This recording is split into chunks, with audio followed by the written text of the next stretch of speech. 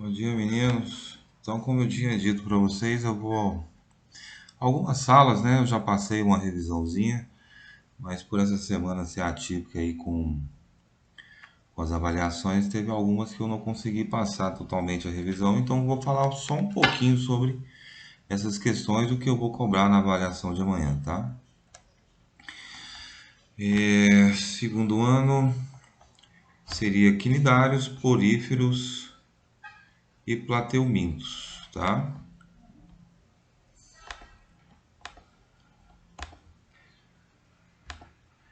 Então, a primeira questão aí, as questões, eu vou falando de uma progressão, onde vai falar da primeira até a nona, tá? São 9 questões.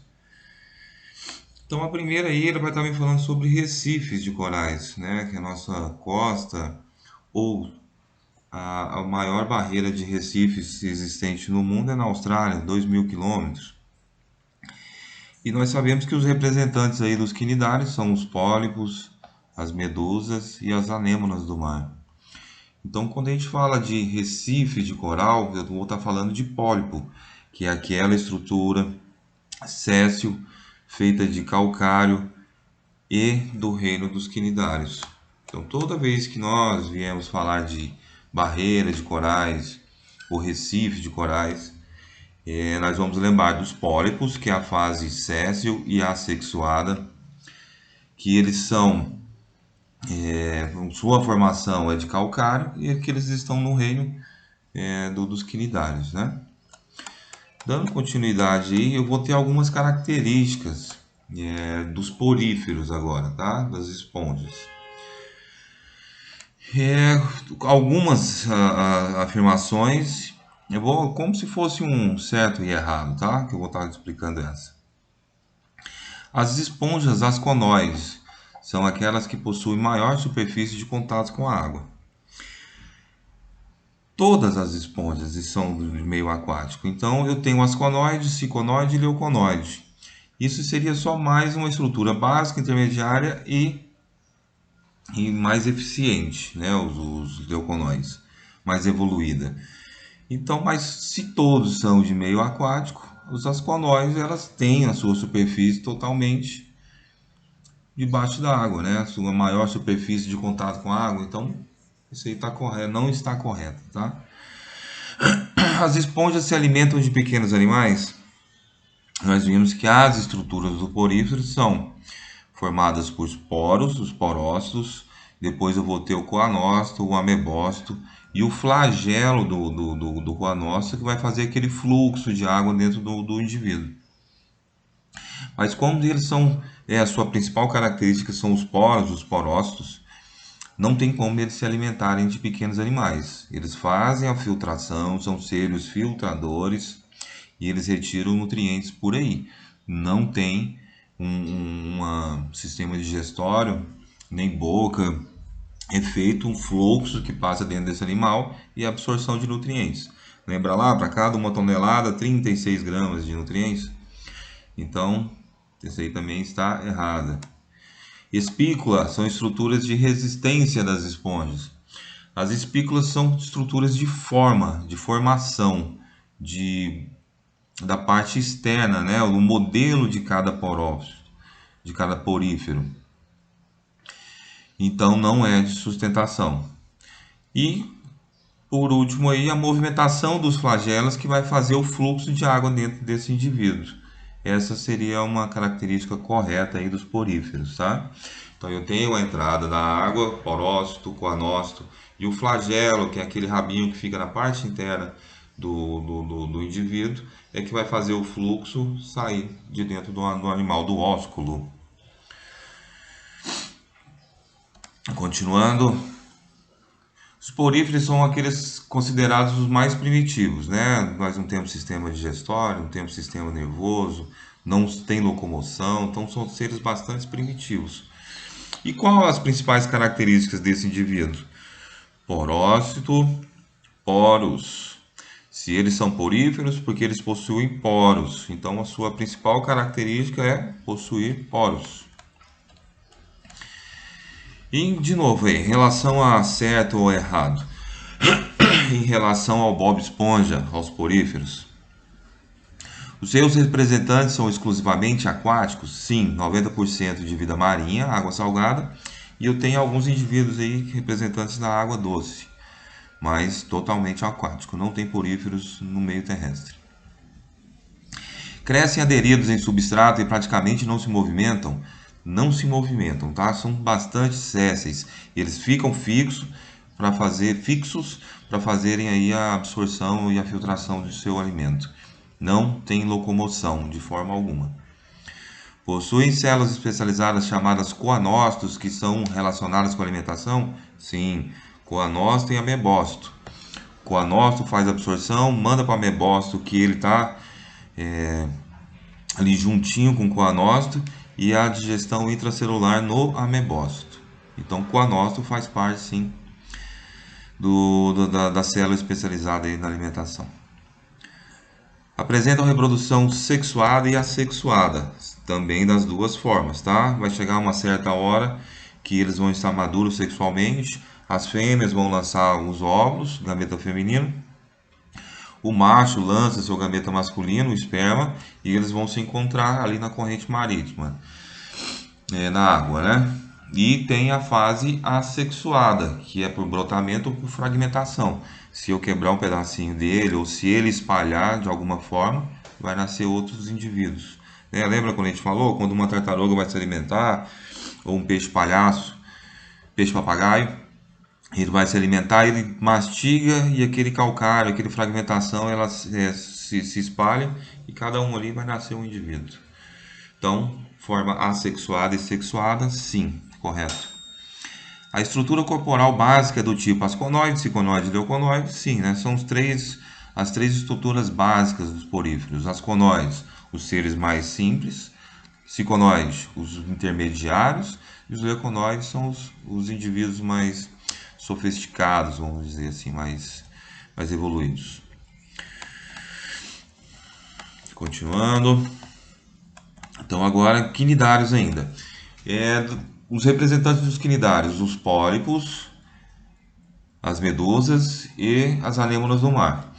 As medusas e as anêmonas, elas vão ter uma célula urticante, tanto para defesa como para ataque. Nos seus tentáculos, elas vão ter uma célula urticante, que para os homens, seres humanos, vão causar algumas queimaduras. Existem espécies que vão ser imunes a isso, né? No caso, o peixe palhaço vive na anêmona, que ele faz a defesa da anêmona e a anêmona deixa ele fazer esse comensalismo, essa relação mútua. Mas que se ele quiser, né, para algumas espécies ela faz esse ataque, né, como defesa. Ou para captura de presas também. Se algum outro peixe, a não ser o peixe palhaço, na casa da anêmona, ele se aproximar, ela faz a captura, passa para dentro da boca, faz a digestão. Lembrando que os quinidários eles possuem boca, sistema digestório, mas não possuem ânus. A dispersão desse alimento dos gases vão ser pela boca, a transferência de gases e a excreção é por forma de difusão, de dentro para fora. E essa célula urticante, essa célula de defesa e de alimentação, ela chama quinidoblastos, tá?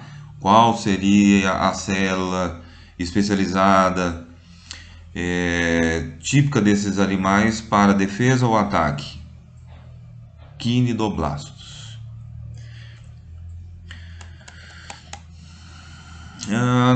Continuando aí, grande parte dos quinidários passa por dois estágios da vida, o pólipo e a medusa. A respeito do ciclo de vida desses animais, vamos aí no VUF de novo.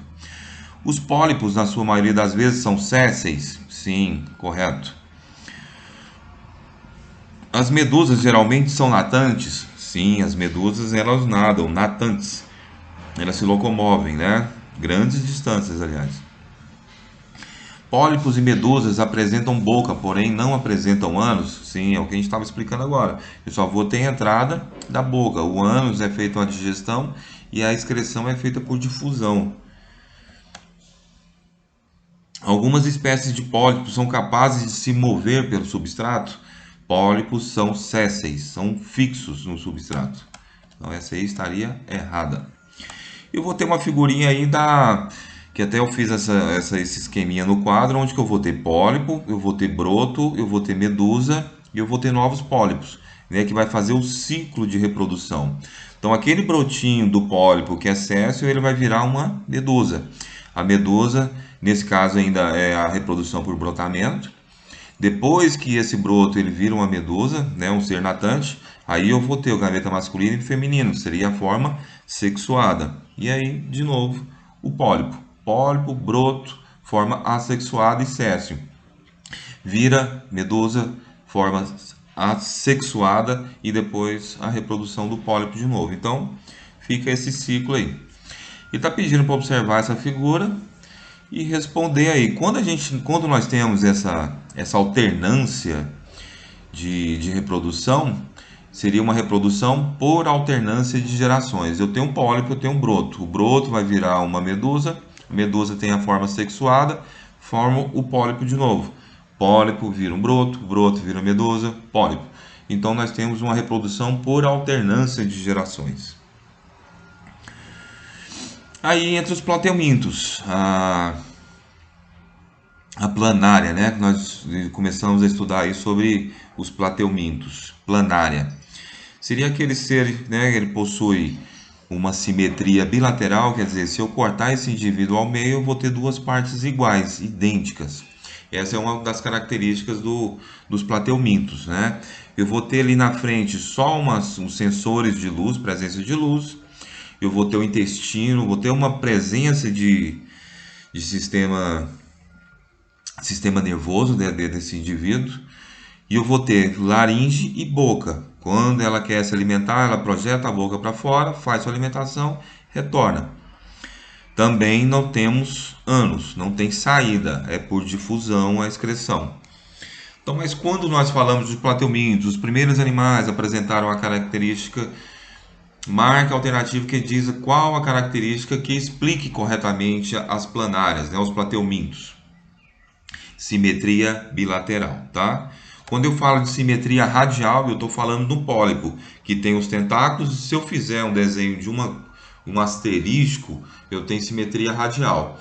Se eu fizer um corte ao meio e tiver duas partes iguais, eu tenho uma simetria bilateral. E a última aí é como uma família vai passar férias e os meninos vão tomar um banho no lago e depois eles voltam com a coceirinha na bunda, no bumbumzinho. Então nós estamos falando do oxiurus, né? Que eu mostrei imagens, nós falamos sobre eles.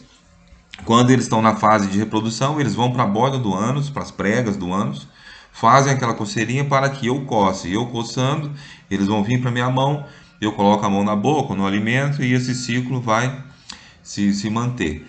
Eu tenho o hospedeiro intermediário, que seria o bovino e suíno, ou alguns alimentos, né? Se eu pegar essa água contaminada, o caramujo, e esse animal, ele colocar os ovinhos no alface, e eu alimentar o alface sem lavar, por exemplo, eu estou mantendo aquele ciclo.